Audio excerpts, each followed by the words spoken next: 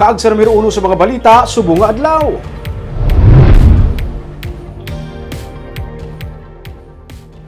May 5 pagid ka mga eskwelahan sa Bacolod City nga ginahanda na para sa limited face-to-face classes. Maid-id nga ginamonitor nga ginapatuman sa pamunuan sa Department of Education ang health protocol sa pagbalik sa limited face-to-face classes sa Alangilan National High School sa Barangay Alangilan sa Bacolod City. Nagalaw mang DepEd upod ba nakatapos ang Emergency Operations Center sa kadalagaan sa pilot limited face-to-face classes sa among nga eskwelahan, agud madugangan pa ang pagbalik sa face-to-face classes sa pila ka mga eskwelahan sa Bacolod City.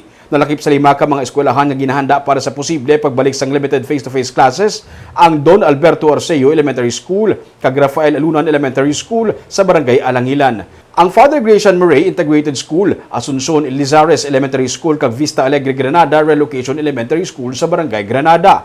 Sunod sa kay Councilor Renesito Novero, samtang wala pa man sang plano ang DepEd para sa full implementation ng face-to-face classes karon nga school year. Magapabilin man anay ang iban nga mga school facilities sa Bacolod nga ginahimo bilang mga temporaryo nga quarantine kag isolation center karon nga pandemic.